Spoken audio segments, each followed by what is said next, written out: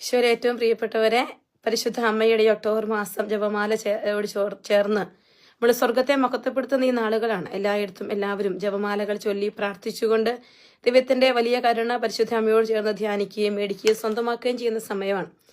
സങ്കീർത്തനം 66 അധ്യായം 13-14 വചനങ്ങൾ ഇങ്ങനെ സങ്കീർത്തകൻ പറയുന്നുണ്ട്. ദഹനബലിയുമായി ഞാൻ അങ്ങയുടെ ആലയത്തിൽ വരും, അങ്ങയോടുള്ള എൻ്റെ നേർച്ചകൾ ഞാൻ നിറവേറ്റും. കഷ്ടതയിലായിരുന്നപ്പോൾ എൻ്റെ നാവ് കൊണ്ട് നേർന്നതാണവ. വലിയൊരു വചനമാണിത്.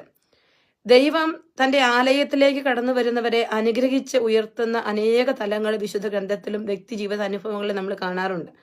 ദാവീദ് പറയുകയാണ്, കർത്താവേ, എൻ്റെ കഷ്ടതയിൽ ഞാൻ നിന്റെ ആലയത്തിലേക്ക് വന്നു, നിന്റെ സന്നിധിയിൽ ഞാൻ എൻ്റെ നേർച്ചകൾ നേർന്നു. ഇതാ ഇപ്പോൾ ഞാൻ നിന്റെ സന്നിധിയിലേക്ക് വരുന്നത് എന്തിനെന്ന് ചോദിച്ചാൽ എൻ്റെ ദഹന ബലിയുമായി, അവിടെ നൽകിയ അനുഗ്രഹത്തിന്റെ പ്രത്യുപകാരമായി ഞാൻ നിന്റെ സന്നിധിയിൽ വരികയാണ്.